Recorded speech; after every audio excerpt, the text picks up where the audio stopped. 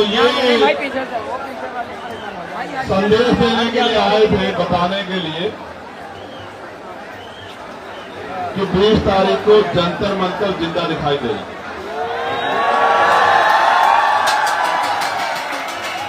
और आज और पिछले 3 दिन में पूरे देश में और दुनिया में रहने वाले जिनको जो देखना चाहते हैं, उन्होंने जंतर मंतर को जिंदाबाद देखा।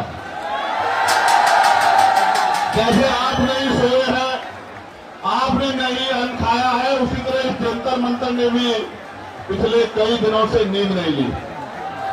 मैं धन्यवाद करता हूं उन सबका जो यहां लोगों को जगाने के लिए अनशन पे है। और सोनम भाई के संघर्ष को, इस पूरी टीम के संघर्ष को भुलाया नहीं जा सकता। देश याद रखेगा, क्योंकि जगाने वाले लोग कम होते हैं, लेकिन जब जाग जाते हैं तो कारनामे बड़े बड़े होते हैं। मैं यहां जब आ रहा था तो मुझसे बड़े बड़े अधिकारियों ने फोन करके कहा कि आप समझो नौजवान है, ये होगा, नौजवान है वो हो जाएगा। मैंने उनसे एक ही बात कही कि जो नौजवान अपना घर छोड़ के निकला है, वो किसी भी तरह की हिंसा को समर्थन करने नहीं निकला, वो यहां अपने हक अधिकार की लड़ाई लड़ने के लिए निकला है। तो जो यहां है, उसके परिवार के लोग गांव में, शहर में, कस्बे में आज जंतर मंतर और दिल्ली की तरफ देख रहे हैं, और सबकी निगाह इस केंद्र की सरकार में है कि ये केंद्र की सरकार इनकी मांग को कब सुनेगी। मैं बहुत जिम्मेदारी से कह रहा हूं, मेरा बड़ा आंदोलन का मंच की बात को मानना। मैं फिर कह रहा हूं, वो अपने लोग भेज के आपके शांतिपूर्ण प्रदर्शन को कमजोर करने का काम करेंगे। वो इस प्रदर्शन को हटा नहीं सकते, हिला नहीं सकते। इसके बारे में दुष्प्रचार करके वो देख चुके हैं। लेकिन अगर आज आपने शांतिप्रिय तरीके से अनुशासन में आंदोलन को चलाया, जो गाइडलाइन थी उसको पालन किया, तो मैं लिख के देता हूं कि सूरज नहीं ढलेगा आज, सूरज ढलने से पहले सरकार के तेल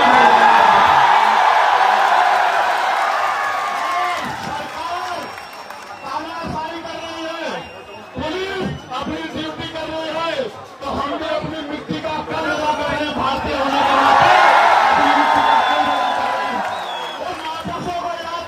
जिस तरह से किसान के जो बच्चा और बच्ची है आत्महत्या कर रहा है, बड़ा उम्मीद और विश्वास के साथ किसान अपने बच्चा और बच्ची को कर्जा लेकर मेहनत मजदूरी कर कर तैयार करा रहे हैं, और जो ये बार बार पेपर लीक हो जा रहा है, तो दोषी लोग को क्यों नहीं आप हटाते हैं? इसका मतलब कि आपका भी संलिप्तता इसमें है। और सरकार चाहती तो पेपर लीक नहीं होता, हक और अधिकार उस बच्चों को मिल जाता, और आज बच्चों के हक अधिकार नहीं मिल रहा है। तभी चंद्रशेखर जी बाबा भीमराव अम्बेडकर जी के नीचे बैठे हैं हक अधिकार के लिए। वो बच्चों के लिए, जिन बच्चों को एक एक पैसा जुटाने में उनके माँ बाप को बड़ा कड़ी मेहनत करना पड़ता है, दूसरे के यहाँ मजदूरी करना पड़ता है, ये शर्म की बात है।